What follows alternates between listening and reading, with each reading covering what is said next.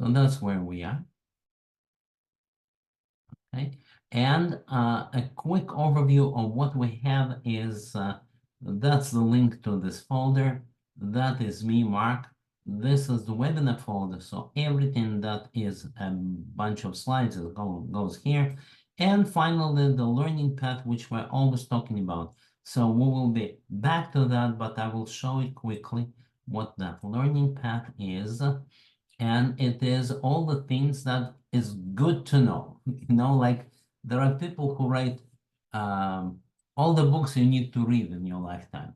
And that is assuming, so sorry for my own point of view, that your viewpoint on life is just like theirs.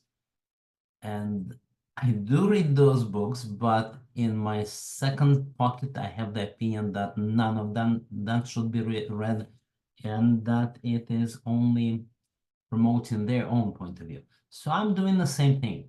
Here's a list of courses that you might potentially want to read. And I wouldn't take any one of them out because none of them is outdated old.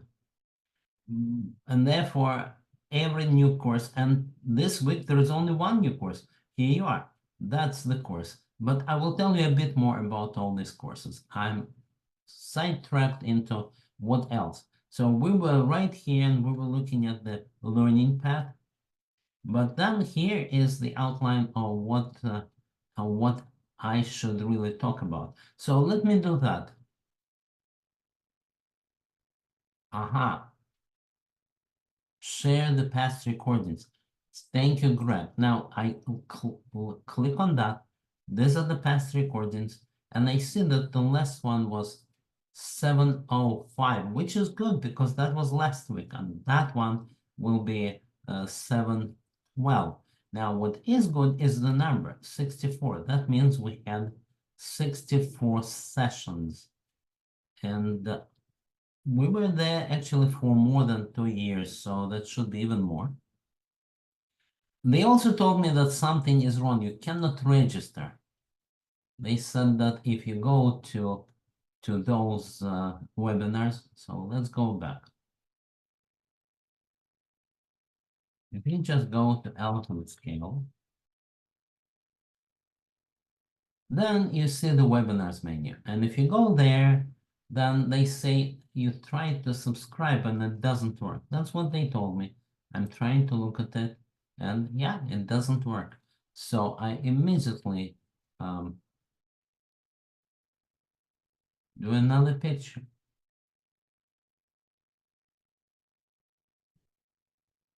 Hey.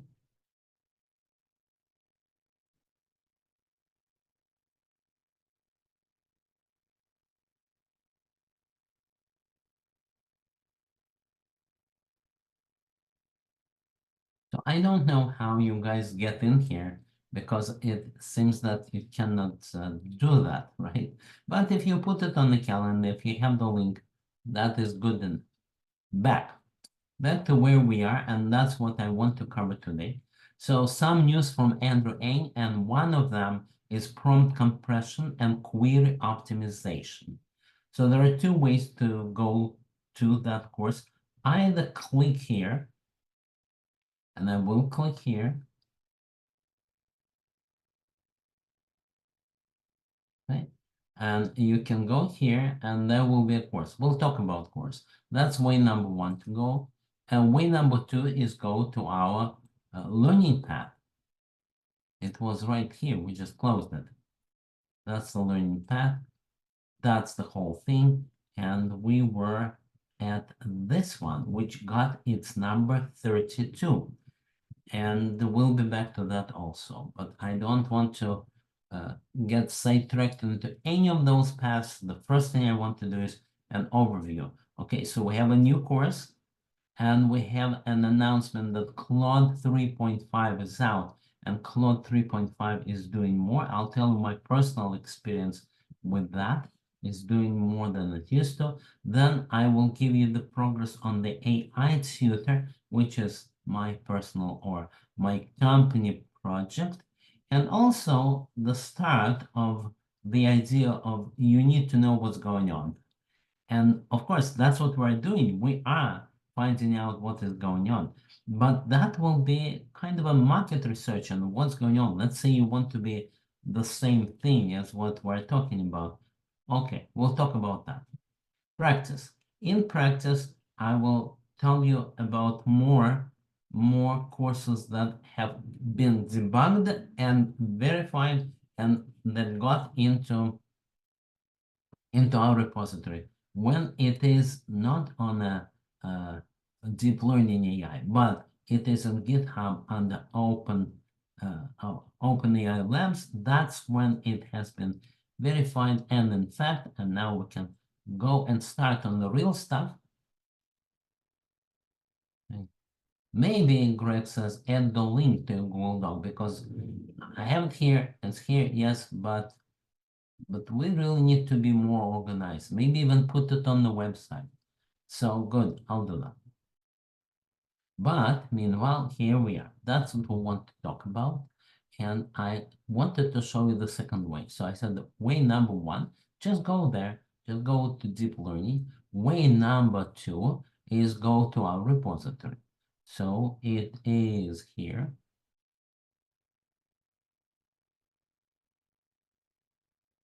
Okay.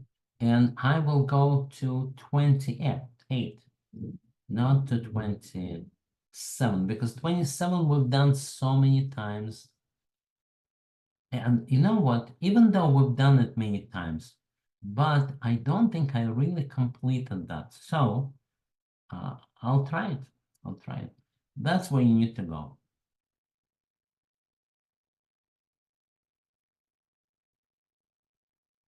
That's the one. And not only you need to go there, but also the structure is like that. We have additional columns. This is done means you can, at least the claim is that the developer who's working on that completed, finished, there is documentation, you can run, she can run. Then I come in here and I also do this, also run, make sure that it's running and say accepted. I could say ready, but I say it's accepted. And then finally, we also have a brilliant intern. I will show you her work, and she is the last one to verify that. So that way, we have testing, validation, and real testing. Okay, well, let's do that. First, let's look at this one, what it is about. So let's go here. And today I don't want to put it on the sound so that you would hear. No, I want to look at what the course is about. So it came out, I think, yesterday, or at best Wednesday. So I didn't have the chance to put it in our repository, much less to run. What is it talking about is, again, reg architecture. Reg architecture does this. It takes your documentation and stores it in some kind of smart database. There are many names for that. There is a name VectorDB, and there is even a product called VectorDB, and I think it is really the MongoDB product. But everybody calls it VectorDB, and that maybe is not such a good name. Nevertheless, I will draw a little picture, and I will, in here, I'll do it in our webinar folder. Okay, so let us do this. And let us create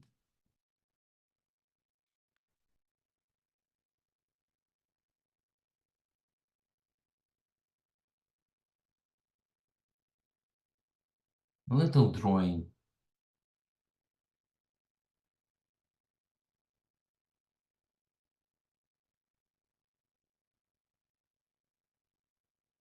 Okay, so let's try to do this. No, I probably need to click here maybe.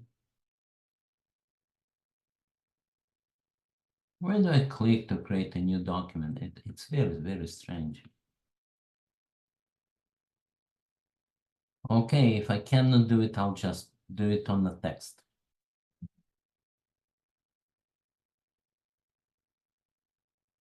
Here, I'm on the text. So one name is VectorDB. Another name is SemanticDB.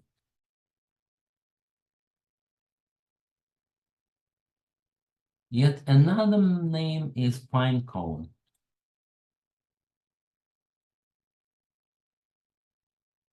Okay, now we have three names.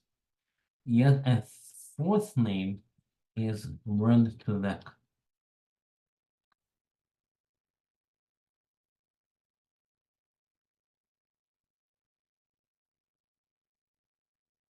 Or Paragraph2Vec.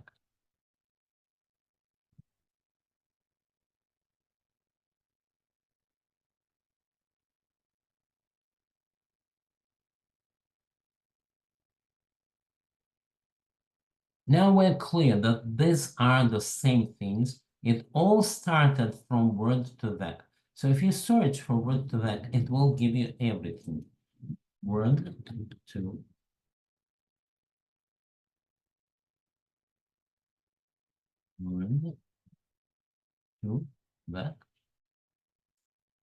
It will tell you everything about this. The whole idea came up in 2013. The author of the idea was Thomas Mikolov. And the idea is, let us represent the paragraph by a vector, by meaning, not by keywords. So up until now, people lived in the world of search engines. And search engines take the text, break it into words, and then you can search it in individual keywords. Thomas Mikolov was the first one who said, and that's called the bag of words that only gives you the frequencies of words, and that is losing the meaning. Instead, he said we should use a neural network to train and to map into the meaning. The end result of this was that in his mapping here, you can map two words into a vector, and if the words are related, then the vectors will be close. That was an amazing fact that he could do it. And the end result was Paris was very close to France because it was the capital of France. Not only that, the vector that goes from Paris to France represents the meaning, and the meaning it is the capital of. So the vector that goes from the capital of Germany, Berlin, to Germany as a word was the same. In other words, the relationship of something being the capital of something else was represented by the same vector. That was that, and then they implemented it. Now, the place where they had to implement it happens to be in natural intelligence, right? AI. And that is because that's part of it. So now you get the VectorDB, you get the AI, and then you go to represent your question. So you represent your question as a vector. So you go question becomes a vector.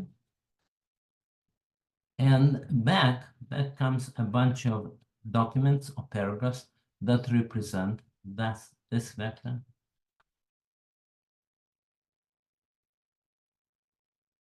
Okay, so you start with a question, you convert it to a vector, and who helps you?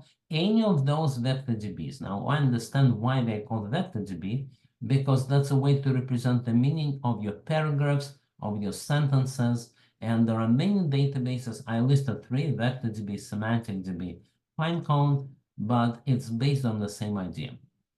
All right, and then you send it to LLM, and that's the end of the story. That's RAG, as I just printed here on the text.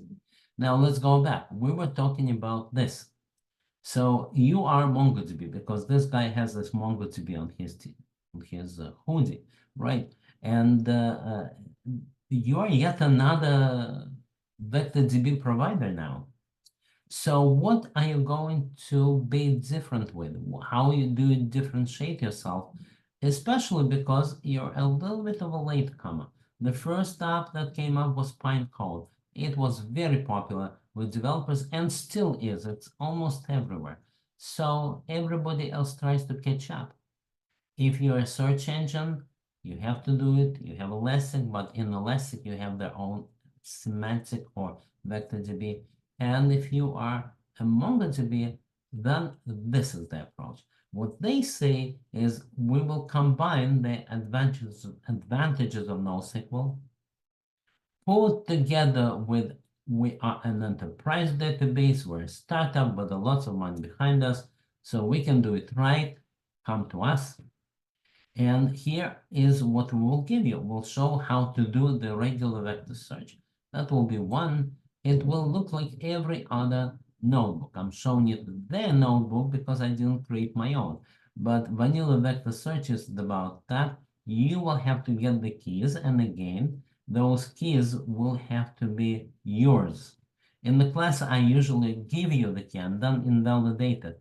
But when you're running it on your own, you will have to look at that line and realize that you need to get Mongo, you're right, and MongoDB, and where do you get it? Well, they will explain how to do it. And that's what you do to just get the connection. And then you do speed ups. How can you speed up your question? How can you compress your question because you pay for every token you send? And that is what this course is about. Now, by next week, it will be in our repository, it will run, and the way it will run, that is what I will show you. So we will go into 27 right now, and the documentation is right here. So if I just open this link,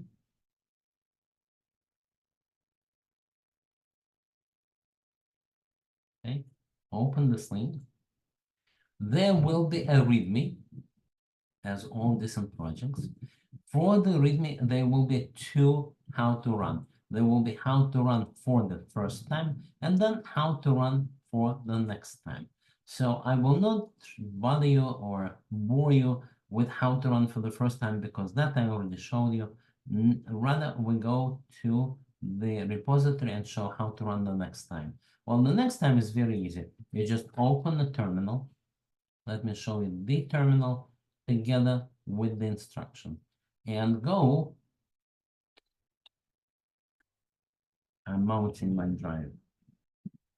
Oh, already mounted, okay. So you go into your project, wherever you clone that repository, and in this case, I cloned it right here, and go to 27. So look at that, go to 27,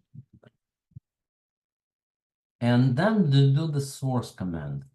That's because you activated everything in the first time you ran. So now regular source command just runs and puts you in a virtual environment, which we call 27. In there, you can run Jupyter. However, that assumes that you already give it all the keys. So the keys are either here, if there is an environment, or they're a little bit above.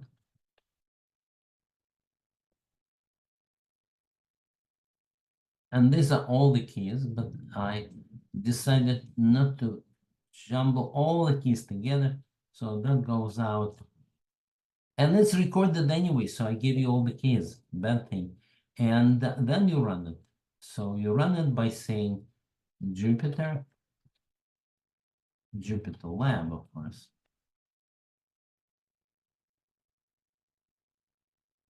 Okay, and then you can run each lab. So what I can do is just go to the very first one and quickly run it. And this time I'll run it everything together, not clicking on each individual cell, but say run all cells. So it imports all the needed packages. It connects to the Microsoft version of ChatGPT. It's called Azure Chat OpenAI. And then you ask it to do something like translation, and it does a translation. That is how all of the labs are now organized. And you can see it here. So if you go back to this OpenAI, all of them should be eventually working. Today, which ones are working? That's only those that it says here. Only those that They say that there is a link to that. Well, didn't want to do any more. They all are the same, and you can learn any one of them. Next time, I'll show you prompt compression with MongoDB. But this time, I want to go back to here, and we looked at what Andrew Ng has prepared for us. And we also saw last time we were talking about what is his idea, because he's been creating those courses for the last year and more, and they're all free. So what's the idea? And he revealed the idea. It's a long-term idea. He says there's lots of junk, using the bad word, on the internet, and courses, you can do them easily, but they're not worth anything, even though you can sell them. He said, we're doing the real stuff. We're doing good quality courses. And that is, according to him, is hard to come by. White parent coding, that's interesting. Letters to token. Okay, I will look at it later. Greg, thank you. Let me do this. Let me do this. And usually when good ideas are suggested, I'll put them on our plan. And next time, we'll start from there. But right now, we are right here, and we're looking at what did Andrew Ng prepare. So there was another course of great quality. And then another piece of news was Claude 3.5. So I think we talked about the labs and the practice of it. It's a good time to go to what is new. So what is new in the world is this, Claude 3.5 Sonnet. Now, Claude is a child of Anthropic. So what is Anthropic? Anthropic is a competitor to OpenAI, and it's done by a former employee of Google and former OpenAI itself. And it started with $8 billion just to train. And their focus is not the world, like OpenAI says, but enterprise world, like that says. And that's found then in Amazon. That's their implementation model by default. That's what they use. But now it seems they also show it on Google Vertex AI. So, okay, a new model, smarter, cheaper, faster. That's what it's talking about. And it beats its own previous record by a few percent. Graduate level reasoning and other such things. You say better coder, better multilingual math, and so on. Every one individual test. Now, how real is that? Okay, they say we beat ChatGPT 4.0. How important that is, how practical that is for that. You see, it's in imbalance. ChatGPT is extremely strong competitor. But at least you know that's that. And by the way, the progress on AI Tutor. So AI Tutor is the idea, let us learn, and then let's repeat. That it means that let's feed to the AI all of the course that I just taught, and then let's ask questions, let's summarize, let's do what the AI can do. So there is no great new idea. Khan Academy does that, but you really need to do it and implement. Just because there is an idea doesn't mean that it's there. So we did it. We implemented it. We implemented it with the help of Amazon, and Amazon hired somebody else to do it and gave them money. And that is the blog of one brilliant high schooler about how she used it in the educational system from a current high schooler perspective. Well, that high schooler has completed 4 internships in high school at 4 universities. So quite amazing. And she talks about how you can really use it, gives examples. And why do I bring it? Well, that's because I'm talking about Anthropic. And Anthropic is the go-to model at Amazon. And that's why it is all implemented with Amazon. So what's missing right now? Because I signed off. I said, guys, whatever you were asked to do, you did it. They implemented it as a fast API calls. So I can upload now slides, I can upload the recording, and I can do the summarization and things like that. But they were doing just the framework. What we need to do is UI and exactly the instructions on how to use that.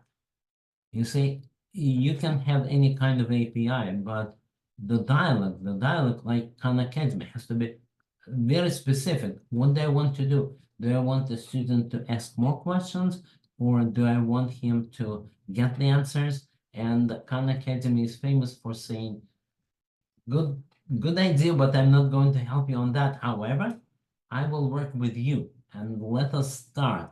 And that's the first step. And if he doesn't reply well, then here's a little additional prompt and so on. That is what's missing. So AI Tutor is in progress. That's its progress. But what I'm trying also to do is this. What am I doing in this world, right? What I'm doing is implementing a RAG architecture for specific cases. Well, therefore, I force myself to actually investigate the landscape.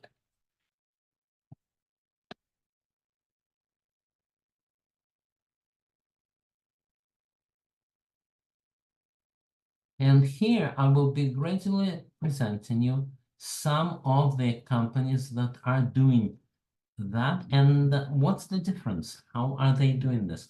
When we talk about Claude, for example, or ChatGPT, they're not going to the level of specific use cases. They only give you the technology. Use cases, that's very precious. So my way to get use cases is to announce a Skype program where people can come with their use case and their sweaty hand and present it to us and we will implement it based on the platform that we already have.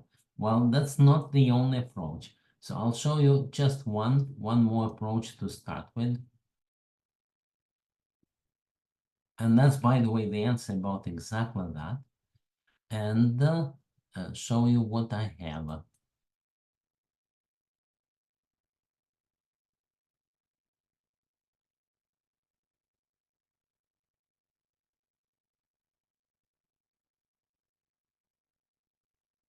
That's my beginning and of a competitive landscape. And that's what, at least me, it's very hard to force myself to do it because then I need to listen to them and not talk myself.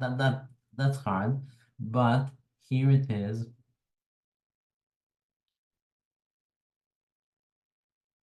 Maybe a good example. That's one thing that I need to study. But where is my other thing?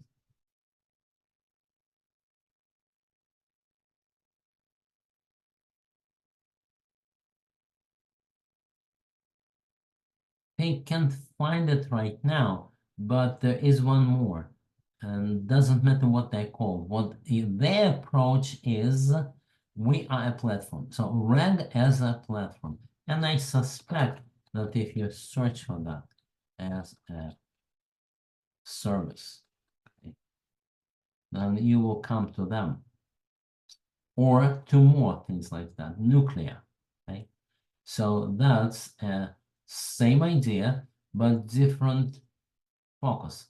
What they give you is the RAG architecture that I just explained, and that becomes a service. You load all your data, you ask the questions, but no concentrations on specific area. So it won't be better at chemistry than physics. It will not be specialist in any area, but that's another approach. That is what I'm starting to investigate. Next time, I'll show you many more results of this investigation. All right, that's where we are. And that is RAG as a service. That's what I wanted to show you. And there was just one more thing that I wanted to show, but it's not even recorded here. And that is business.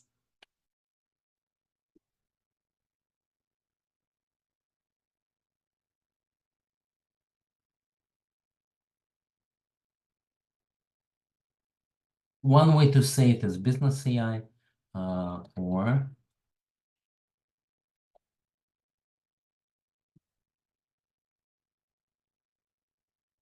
okay. And what I mean is this. Let us say you have data.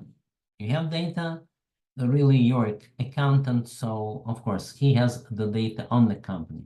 And what that data says is what product lines you have, how much you made on them, what were the investments, what are all the accounting data that there is in the world. And then you say, okay, accountant, be smart. Suggest the next business move that I should do. Well, it wasn't easy, it wasn't possible up until now. And now you can do this. Let us load all this data. Let us ask questions about where am I profitable, where am I not, what else is potentially interesting. And that question should be directed to an SQL database, right? So business question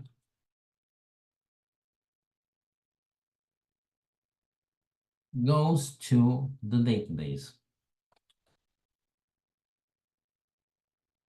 Outcomes business decision.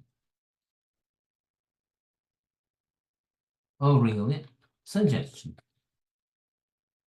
And how does it know? That's because it has an LLM. But how do you explain the database to the LLM? Ah, that's where our learning comes back in. That is database agent. So I'm copying that and I'm inserting it right here. And I'm putting it right here.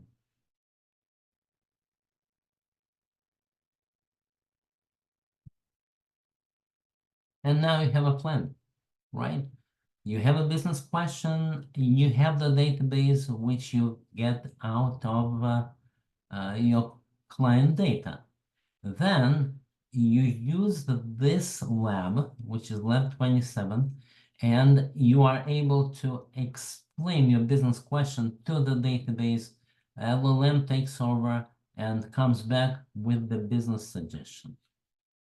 That is what this email is about. So I asked my accountant, hey, do you want to talk about this? And you see, she is interested. So probably next week we'll have something to show. Okay, so that is it. I will now pause, stop talking, ask questions.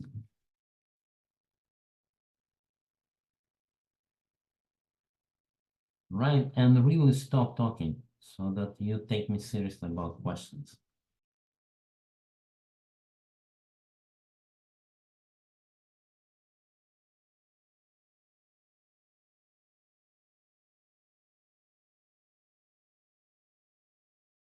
Okay, no questions is a good sign. You know, that is in the training business. If you don't have any feedback, that is very good because the only feedback you can get is negative.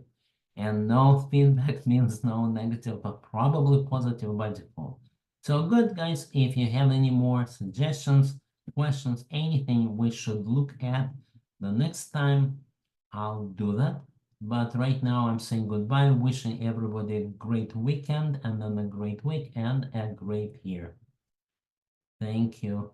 Okay, next week's content.